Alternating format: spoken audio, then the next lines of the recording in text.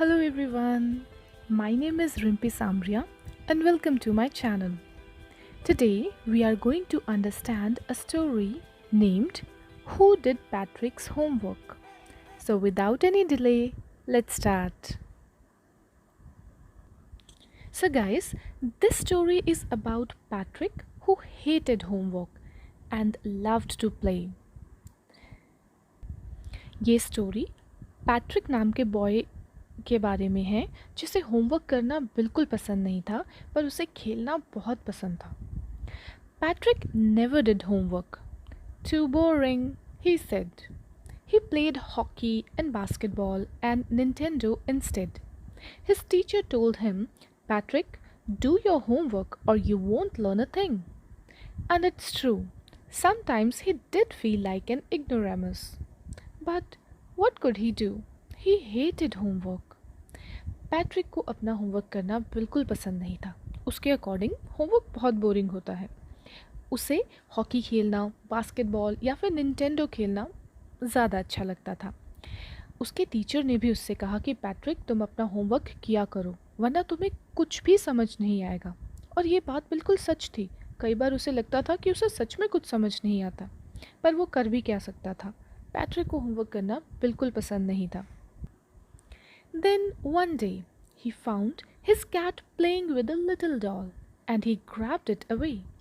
To his surprise, it wasn't a doll at all, but a man of the tiniest size. He had a little wool shirt with old fashioned breeches and a high tall hat, much like a witch's. He yelled, Save me!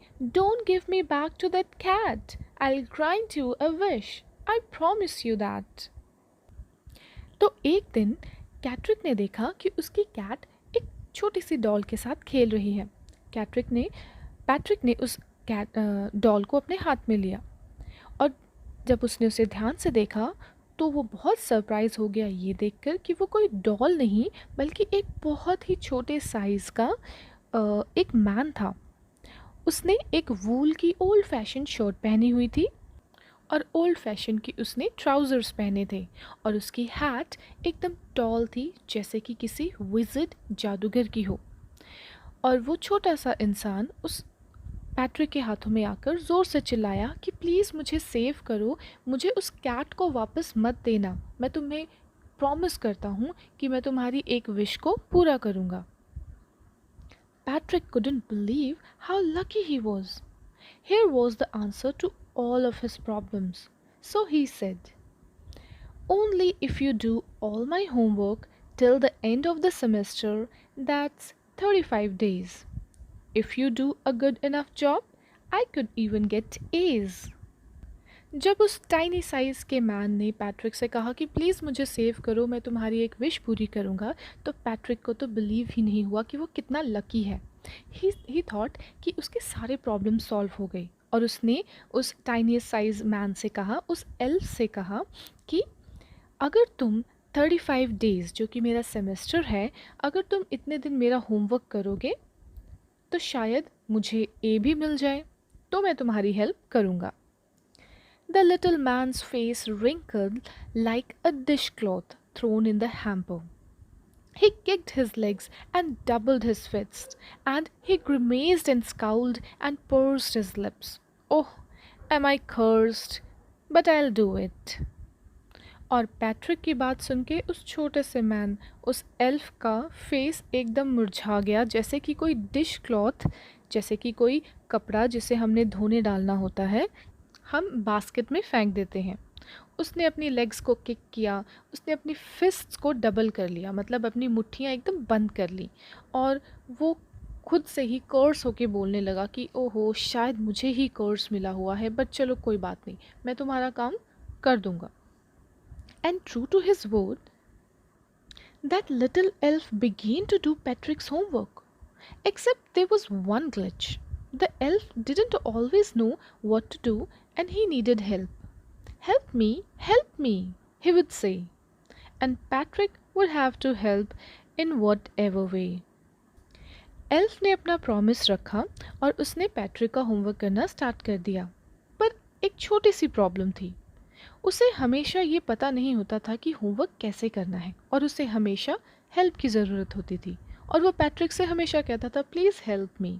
और Patrick को उसकी help करनी ही पड़ती थी क्योंकि after all Patrick का homework ही हो रहा था।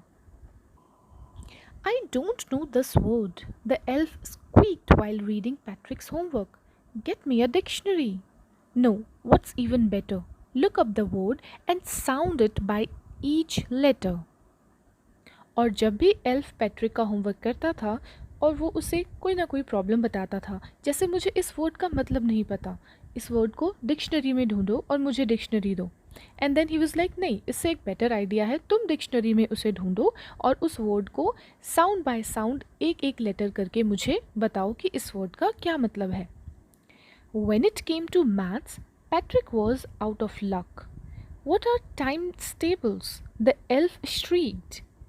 We elves never did that. We elves never need that. And addition and subtraction and division and fractions? Here, sit down beside me. You simply must guide me. Elves know nothing of human history. To them, it's a mystery. So the little elf, already a shouter, just got louder. Go to the library. I need books. More and more books. And you can help me read them too.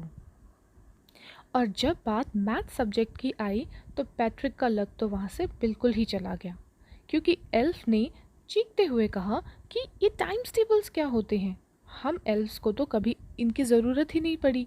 Addition, subtraction, division, fractions, ये सब क्या है, हमने तो ये कभी नहीं किया। एक काम करो, मेरे पास बैठ जाओ और मुझे गाइड करो कि मैथ्स कैसे करना है, क्योंकि हम एल्स को इसके बारे में, ह्यूमन हिस्ट्री के बारे में कुछ नहीं पता। It's like a mystery for us. So जो लिटिल एल्फ था, जो कि पहले से ही छोटा सा था, अब वो और ज़्यादा लाउड हो गया, चिल्ला चिल्ला के बोलने लगा कि जाओ लाइब्रेरी में जाके मेरे लिए ज़्यादा बुक्स लेके आओ सो दैट मैं इसे समझ सकूं, और तुम्हें उन बुक्स को रीड करना है और मेरी हेल्प करनी है। As a matter of fact, every day in every way, that little elf was a nag. Patrick was working harder than ever, and was it a drag? He was staying up at nights, had never felt so weary, was going to school with his eyes puffed and bleary.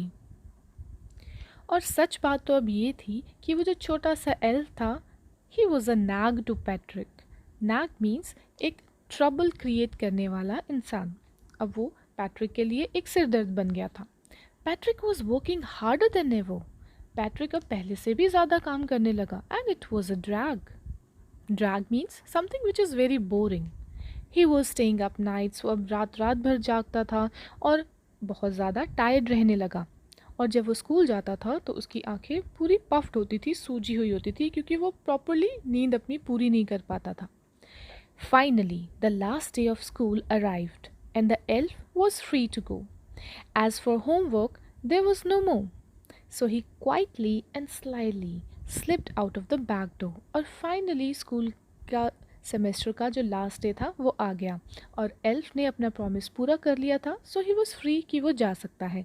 और वो चुपचाप से back door मतलब पीछे वाले दरवाजे से चला गया।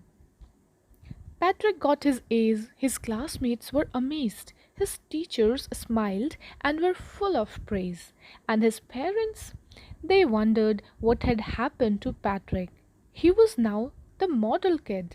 He cleaned his room, did his chores, was cheerful, never rude, like he had developed a whole new attitude. अब पैट्रिक को क्लास में ए मिले और उसके क्लासमेट्स एकदम से सरप्राइज हो गए। उसके टीचर्स भी स्माइल करने लगे और वो उसकी बहुत तारीफ़ करने लगे। और उसके पेरेंट्स, वो तो एकदम हैरान हो गए कि पैट्रिक के साथ ऐसा क्या हुआ, क्योंकि अब वो एक मॉडल किड हो गया। बाकी बच्चे उसको देखकर कुछ सीखने लगे। वो अपना रूम साफ़ करता था, अपने घर के सारे काम करता था, हमेशा खुश रहता था, कभी किसी से रूडली बात नहीं करता था, जैसे कि उसका पूरा का पूरा एटीट्यूड ही चेंज हो गया हो। You see, in the end Patrick still thought he had made that tiny man do all his homework. But I'll share a secret just between you and me. It wasn't the elf. Patrick had done it himself. सो अगर and में देखा जाए तो Patrick को अभी भी यही लगता था कि उस एल्फ ने उसका सारा होमवर्क किया है। बट अगर मैं आपसे एक सीक्रेट शेयर करूं जो कि सिर्फ आपके और मेरे बीच में रहे, ये होमवर्क उस एल्फ ने नहीं किया था। ये होमवर्क एक्चुअली में पैट्रिक ने ही खुद किया था। So what is the message of the story?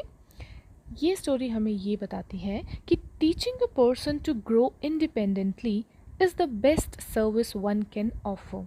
कि किसी इंसान को इंडिपेंडेंट होना सिखाना एक बेस्ट सर्विस है जो आप किसी को ऑफर कर सकते हो।